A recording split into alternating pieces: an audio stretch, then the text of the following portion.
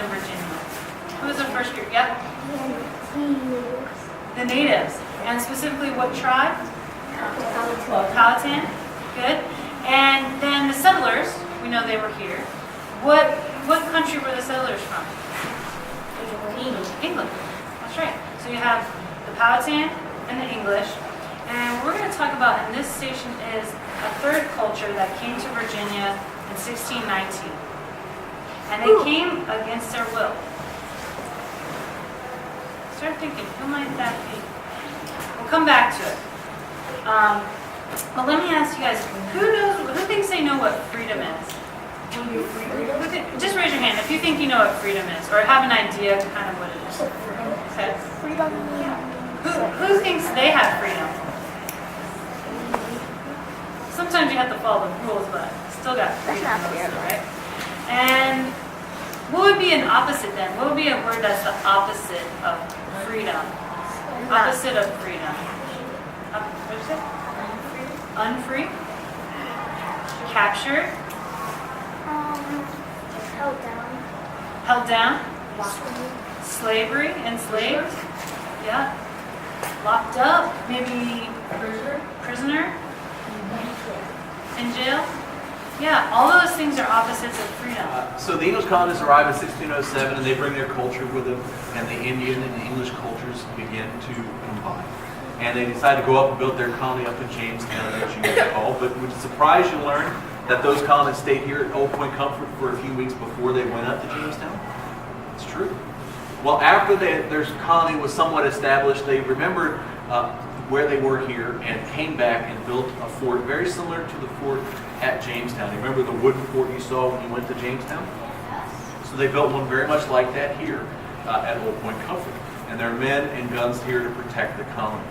And it's here and at that sort of place when this story takes place. First Africans came here to Point Comfort in 1619. And how do we know that? We know that because of a letter that was written by John Rolfe.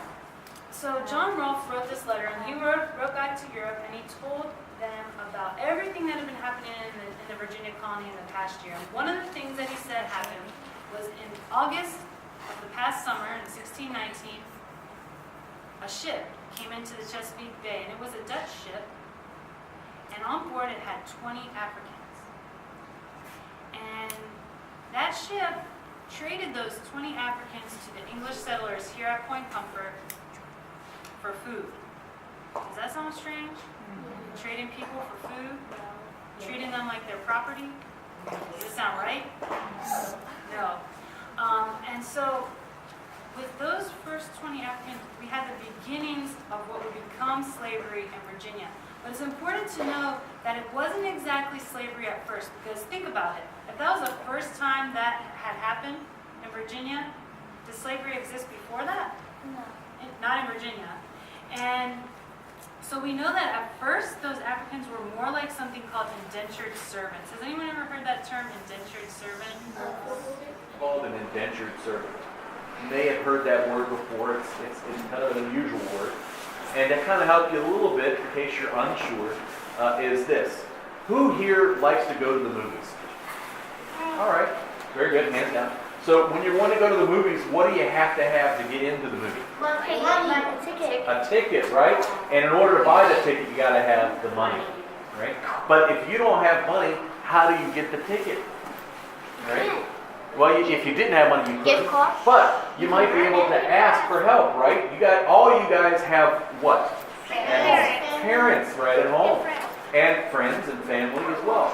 So you might decide to ask your parent to help you pay for the ticket. And they might ask you to do something to earn it, wouldn't they? Perhaps. They might have you wash some dishes or make your bed or clean your room. Is that something that would be fair? Yeah? All right. Would it surprise you to learn that an indentured servant is something like that, but not exactly the same?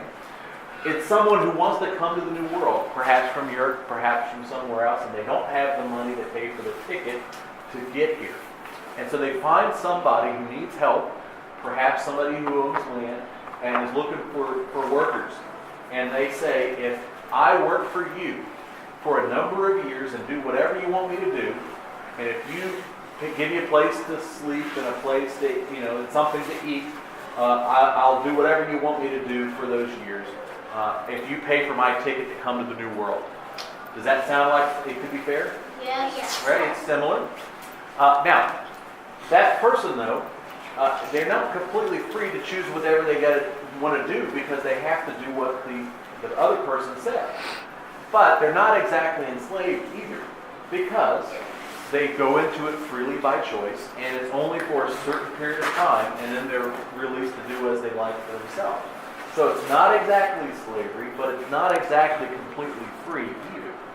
So that's probably the closest thing that was anything like slavery in the English colony in 1690. Can you guys read this sign up here? Contraband for liberal becomes freedom's forge. So how does a place where slavery got its beginnings, almost 200 or something years later, get the nickname Freedom's Fortress? How does it get the nickname Freedom's Fortress? You have an idea? Yeah, maybe somehow people have some freedom here. And how does that change? So I want to tell you guys that story. So the Civil War, let's just get out some facts about the Civil War so you can follow along the story. One is between two sides. Does anybody know? The North and the South. The North and the South. So the North didn't have that much slavery. It wasn't very popular in the North. It didn't really happen that much. In the South, slavery was a very important part of the economy and they depended on enslaved people a lot.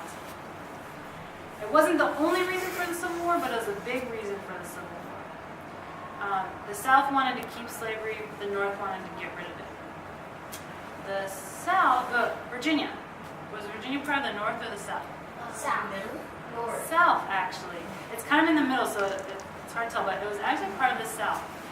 And Fort Monroe, the fort that we're in today, Fort Monroe, even though it's in Virginia, was always controlled by the North. Isn't that amazing? Yeah, it was always controlled by the North. And so think about that. If you were an enslaved person living around this area and you knew there was a place controlled by the North, would you try to go there? Yes. Yeah, I would. But there's a problem.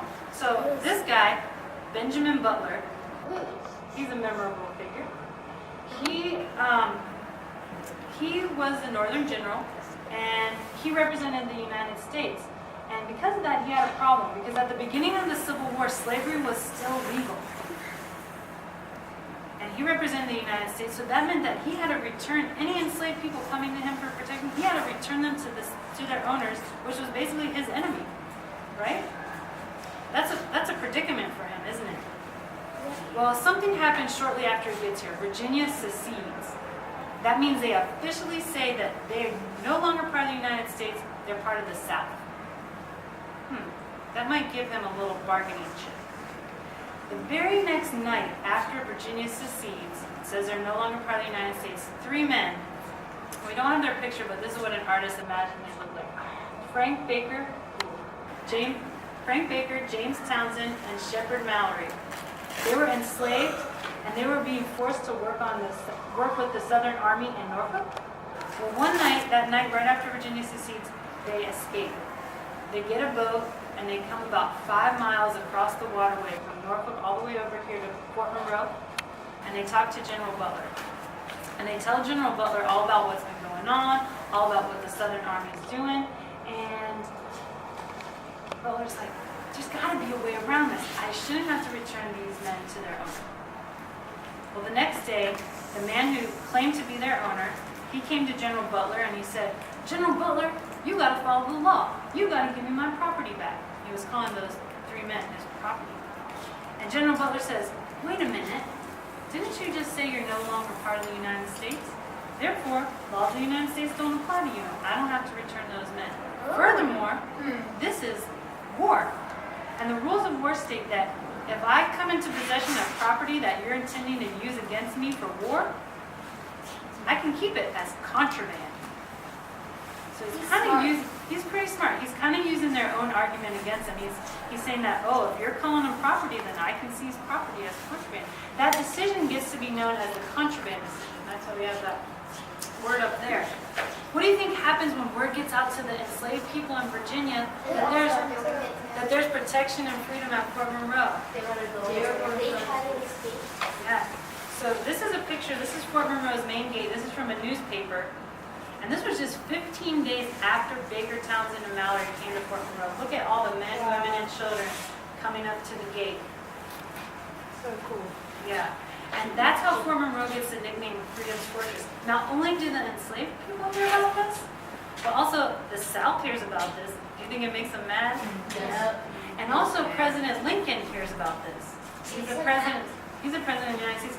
And this starts to change President Lincoln's mind. At first he's willing to compromise with the South about slavery, like maybe we can find a way to make it work out. But this really starts to change his mind that, you know what, slavery needs to end once and for all. Because of this decision, he writes the Emancipation Proclamation, which eventually leads to the 13th Amendment. So by the end of the Civil War, is slavery legal anymore? No. No. It's not. So can you start to see how the beginnings of slavery happened right here with the arrival of the first Africans in 1619? The beginnings of slavery happened here. And also the beginning of the end of slavery happens here with General Butler, Baker, Townsend, and Mallory with the contraband decision. That's pretty amazing that both of those things can happen in one single place, right in your own city, by the way. So if you guys can kind of turn where you're at and look at this. The photograph on the bottom is Point Comfort. You can see Fort Monroe is kind of that snowflake or turtle shape in the middle. That's the old fort. And of course you recognize that guy sitting up top there. Yeah, President Barack Obama sitting at the desk. And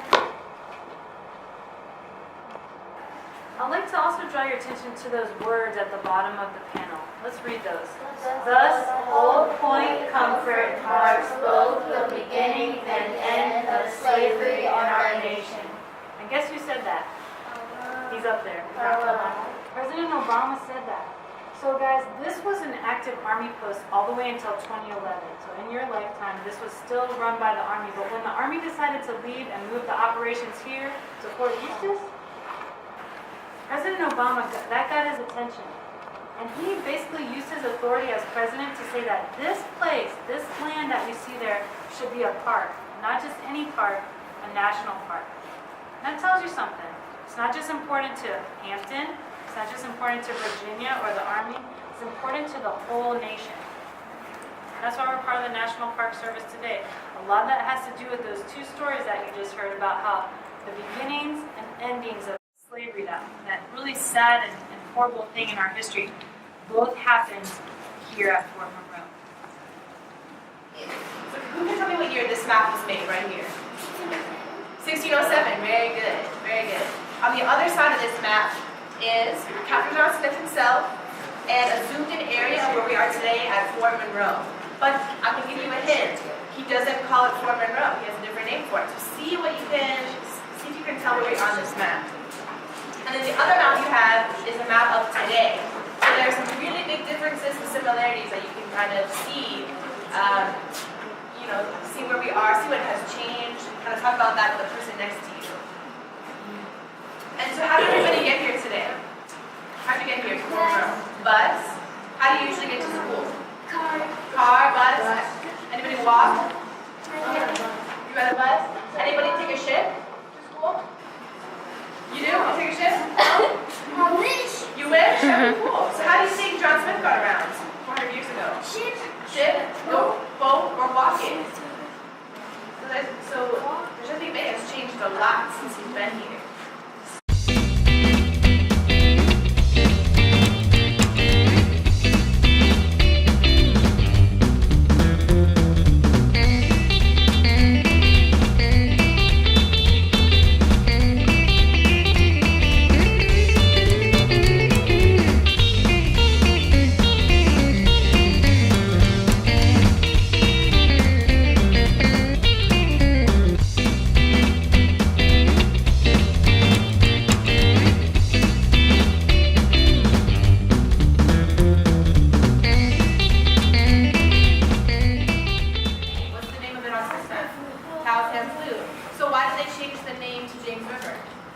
Who wants to tell me that? I live on an island in Jamestown, and Jameses were named after who? James. Who's James? Who's James? Well, why is everything named James? Yeah, who knows who James was? Why is he important? Who was the king of England when John Smith came over here? King James? James. That's Very why her good. name is James. Yep, that's very good.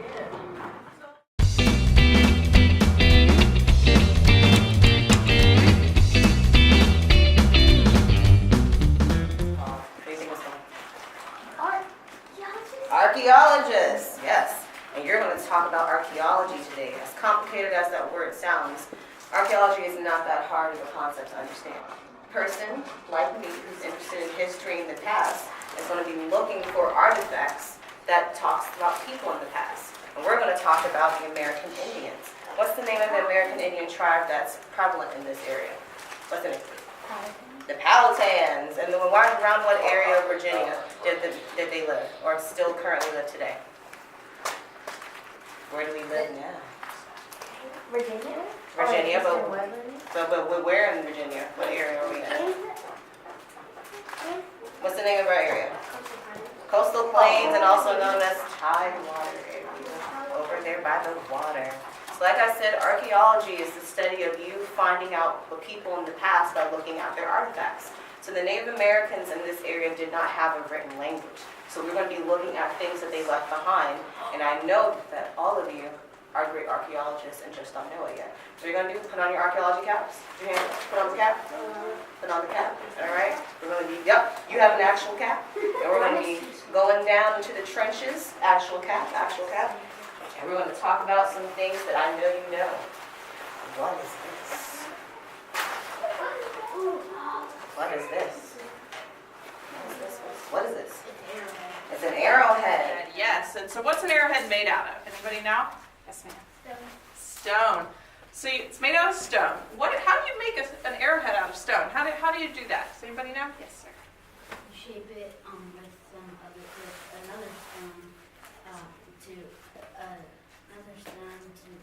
that's probably sharp to make the sharp edges of it. Yeah, so what you do is you take one big stone, another big stone, and you hit the two of them together, right? Presumably one of them's harder than the other. And the harder one doesn't break, and the softer one breaks, right? And you keep doing that over and over and over again until you get the shape that you want. And so you can see on this one here, I'm going to show it to one of you guys. You can see all those little tiny breaks you feel with your hand. Feel how rough it is, right? All those little breaks, all those little pieces are little pieces of stone that were chipped off by another stone. Do you feel that? It takes a lot of work, right? When you hit one stone against each other, does it magically fall into this perfect little shape? No, it's shaped like a little blob, right? All right, and another thing. All right, tell me what this is and why it's so important. What's this? What's so important about this to Native Americans? What is it? As a weave basket. And since we are here in the Tidewater area, what is this basket made out of? What was the Powhatan Indians use to make out this basket? What do they use? I see your hand in front. That's all I'm sorry. What are they going to use?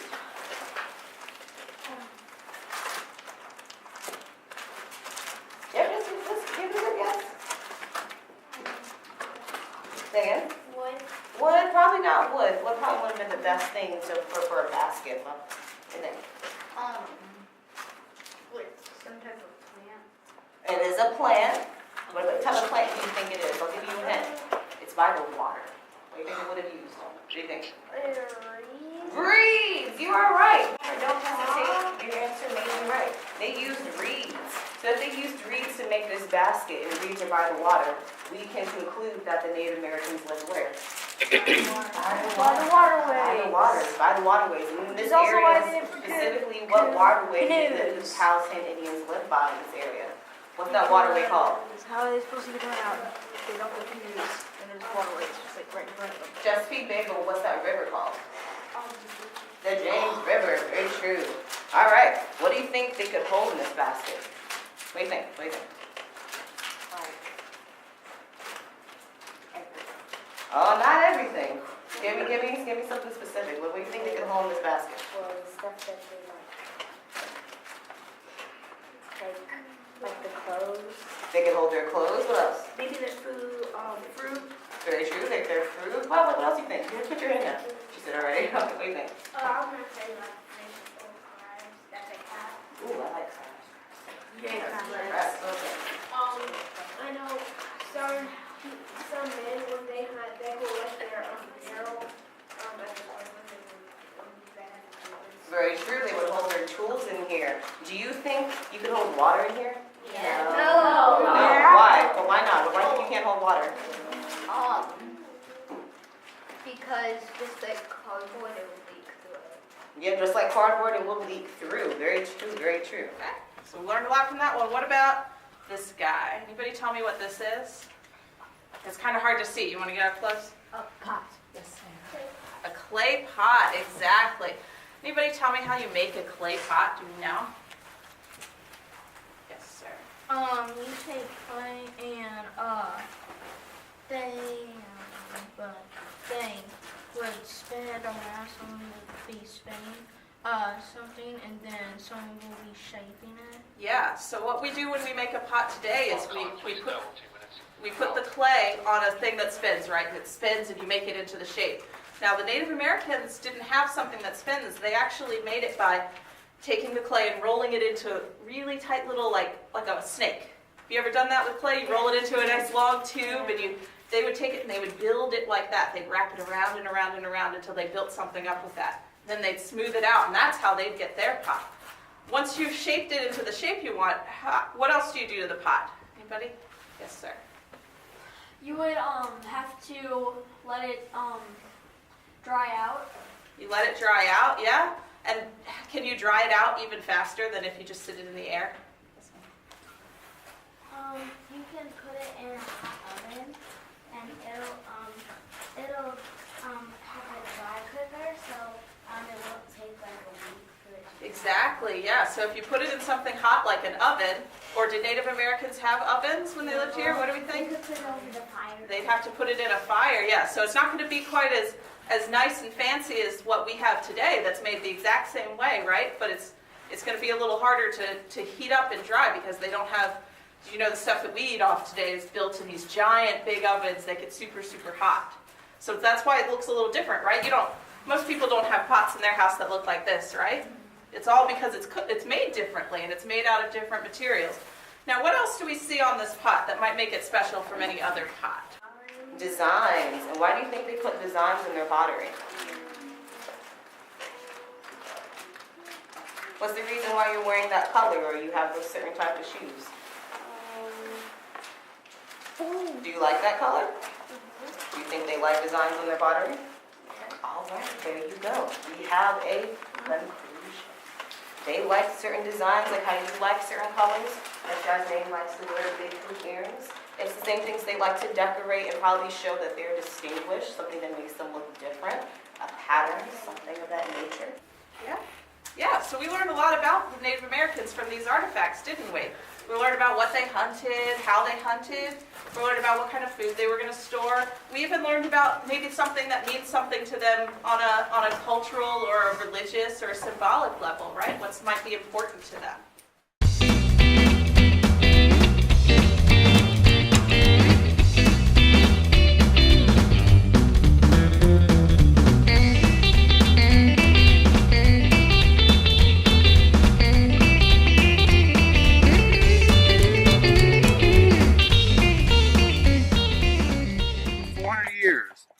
This place has been so important to fortify. What is it about this place, our location? What is it about our location that makes it good for a fort?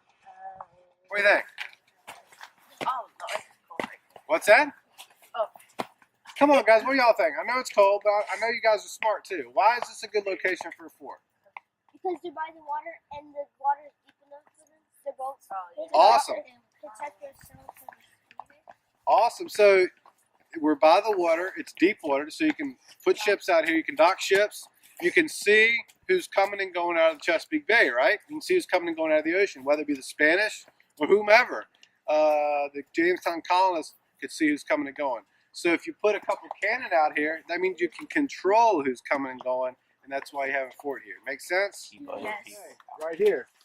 If you continue in a boat, up this way, around the bend up here at the James River, you'll end up in Jamestown. So y'all went to Jamestown, right? Yes. So Jamestown, if you got in a boat right here and went about 40 miles that way, you would end up in Jamestown.